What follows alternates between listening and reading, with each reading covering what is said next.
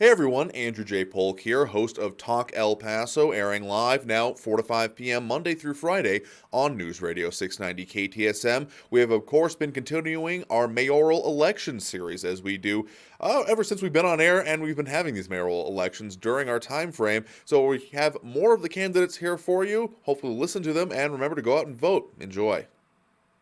Joining me now, we have Mayor Dee Margo. Thank you very much for joining us today. Sure, Andrew. Thank you.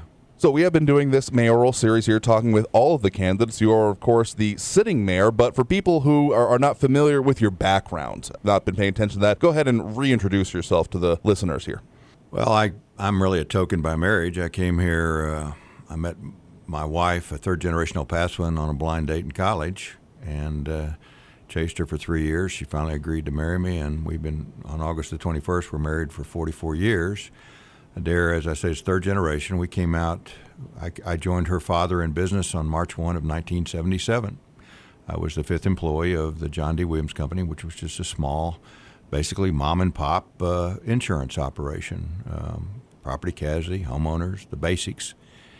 And I spent 4 years with my father-in-law in a straight commission sales role, and then he suddenly passed away of a heart attack 6 days after my 29th birthday. We didn't have a perpetuation plan. So I convinced the bank and my mother-in-law to give me credit, and I bought the business. And then we built it from, basically, as I say, I was the fifth employee, from 5 employees to well over 70, and then sold in 2012 to Hub International, which is the fifth largest broker in the world. So I ran it for 31 years and was here for 35 years. And then in between, I served as civilian aide to Secretary of the Army for 8 years, representing Fort Bliss and El Paso. I chaired a number of civic organizations. I did Operation Noel, which is the Coach for Kids, which we still do every year at Christmas. And I served in the Texas legislature one term, and after the legislature, I ended up doing the El Paso Independent School District Board of Managers when the Commissioner of Education got rid of the trustees for failure to perform, and at the same time because the former Superintendent Garcia had gone to jail for credit manipulation, primarily at Bowie High School. So I ran EPISD for 2 years. We did a complete revamp override, and it was interesting there during that time, while I served on the Appropriations Committee with the state legislature and did the state budget. At EPISD, we walked into a $20 million hole in their budget, which we covered without raising taxes. And of course, you have been serving as El Paso's mayor for this previous term. On your website, margo4elpaso.com, on the About You section, you list the kind of 3 primary challenges that you have dealt with over this term of office. The ground zero on immigration, of course, the August 3rd Walmart shootings, and dealing with this global pandemic. And you kind of say it there as standing in the breach for El Paso. Is that how you kind of see this previous term of office for you? Kind of stemming the tide of all these issues washing over our region? Well, Andrew, I don't know that I think it's pretty safe to say that no prior mayor has ever dealt with what we've dealt with over the last 2 years as a community and as a region. And it's been mostly region. And I remind people that we've been here for over 350 years, actually 360 years. Our history goes back to 1659 when the mission was founded in Juarez. And until 1848, the bulk of our population was on the south side of the Rio Grande until Fort Bliss came here. And so we actually have been here as one region 100 years before the United States was ever even founded. We're 3 states, New Mexico, Texas, and Chihuahua. We're the nexus of those 3 states and 2 countries. And people have a hard time understanding that who've never been here. And we have, unfortunately, too many people who've never been here, and that's been our biggest challenge to attract jobs and investment for our community, but as one region. So we were designated ground zero for the immigration crisis. Frankly, because Washington has not had the fortitude to deal with immigration for over 30 years, and I'm talking about both houses and both parties. And so we dealt with that from approximately October of 2018 until July of 2019, when we would have as many as 700 migrants released in our community every day, and the city would work with transportation and healthcare and our NGOs, primarily the Annunciation House, to help these migrants be processed and go to where their sponsors are. And then August 3rd hit, which was a white supremacist, evil white supremacist racist who attacked us as to who we are and where we are. And came from 700 miles away, and 46 people were injured and 23 lost their lives. Mm-hmm. It impacted us in our region because nine of our victims were from Juarez, and that was also hard for the media to understand that we are one region and have been so, as I say, for over 350 years. I mean, we're the largest binational, bilingual, bicultural region in the Western Hemisphere. We're 2.7 million people with an average age of 31. And so what that white supremacist did was attack us as to who we are. Mm-hmm. And I think we're still recovering from that, and it will take some time. But all of a sudden, then we hit the pandemic. In March 13th of this year, we announced our first health directive. And at the time we did that, we had no COVID positive cases. That very night, our first arrived. Mm-hmm. And we've had a succession of ups and downs on that. And most recently, we're having some significant spikes.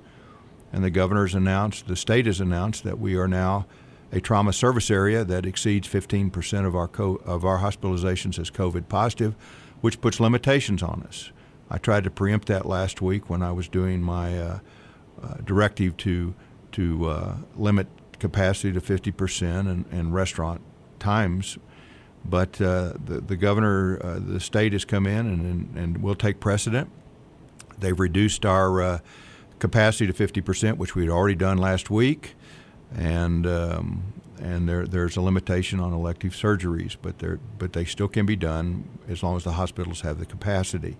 So I don't want people to not do what they need to do for their own personal health care.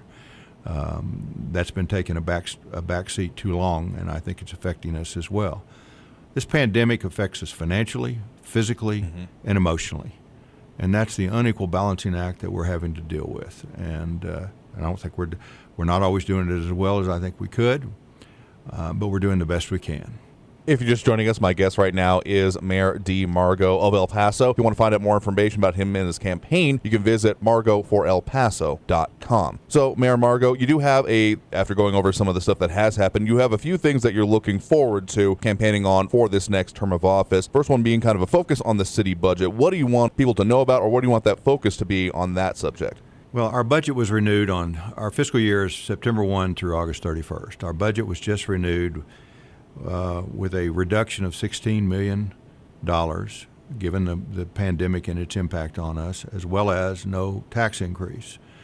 I wanted no tax increase last year for the budget. I vetoed that, but that was overridden. What I had agreed to was only the amount of dollars that were required to replace what the state took away from us with Senate Bill 2, which cost the city and numerous other cities in the state of Texas, but it cost us $7.5 million of our revenue stream from franchise fees and things like that. So basically, I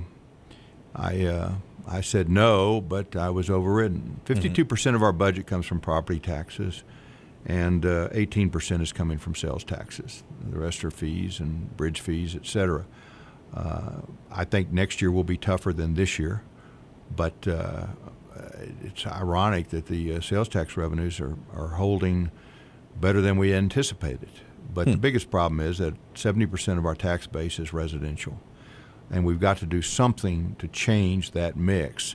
And the only way we're going to do that is to recruit more industry with more jobs and more capital investment. And that's the reason we went after Amazon, and that's the reason I announced a couple of weeks ago about the TJX, which is TJ Maxx and Marshalls and Home Goods distribution center here, processing distribution center here, which will have a capital investment of $150 million, 950 jobs, and $30 million in annual payroll. And that's the way you start to offset the impact that our tax base has on our residential property owners. And that's what I'm working very hard to do. I've been doing economic development since the 90s. I helped bring ADP here when we had the Regional Economic Development Corporation, and I was one of the principal investors in that and involved in the recruitment.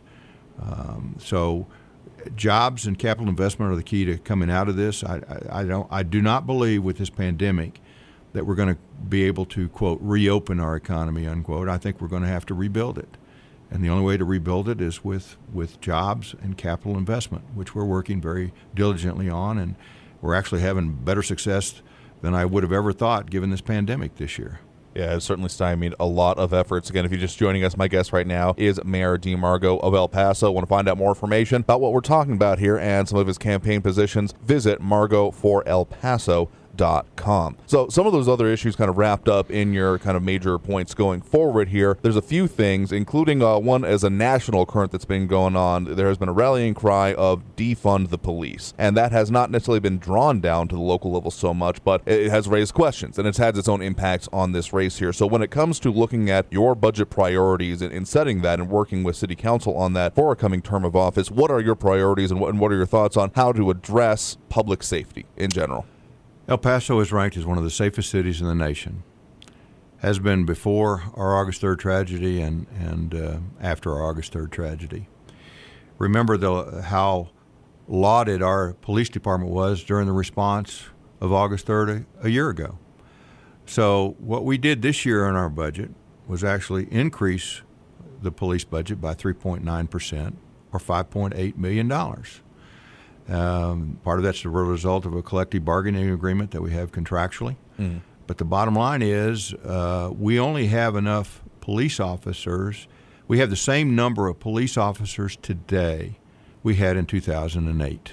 Mm. That's because prior councils didn't do the police academies to recruit. Since I've been mayor, we've recruited, we have a net increase of about 51 officers from 2017 when Lisa left office and I came in to this year, 2020. So, we're trying to build it up. I think it's safe to say that most people would say we've had significant growth since 2008 here.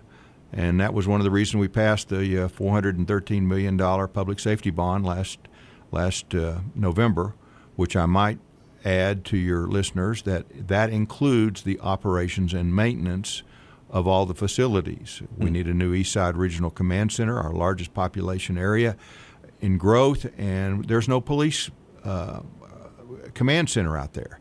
So we're responding from Pebble Hills and Mission Valley, and the delays are significant. It's over 30 minutes to get out there. So that's a life safety issue, and that's one of the reasons our council agreed to purchase 300 marked police vehicles right after I became mayor, when we found out that the majority of over 50% of our marked police fleet was over 10 years of age, between 100 and 200,000 miles. But the real clincher was that only 75% of the fleet was even operational. And we were spending an extra $3.5 million a year on maintenance.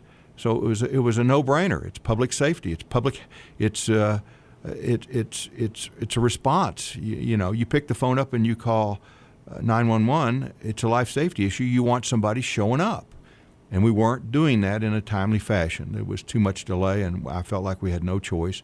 Even though our prior mayor should have had some asset replacement in their budgets to do at least partially. This is something you never should have done in one fell swoop. But I know it's being said that it was started under Mayor Lisa, and frankly it was not. We approved this in August of 2017 for our first purchase, and we did 150 vehicles in 2018 and 150 in 2019. One other major point that has come up and has been kind of looming large in a lot of people's minds is the signature project for the 2012 Quality of Life Bond, the what's come to be known as the Arena, but also officially known as the Performing Arts Center. Of course, the city has been involved in litigation on this, but if reelected, what would be your priorities for that project? How would you be handling this in a next term of office as mayor? 70% of us voted for that in 2012. The fact that my prior mayor did not want to move ahead with any of it complicated things. The litigation occurred in April of 2017 to try to stop the multipurpose special event center. As you look at where we are, our convention center has about is deficient, needs 40,000 more square feet for exhibitions.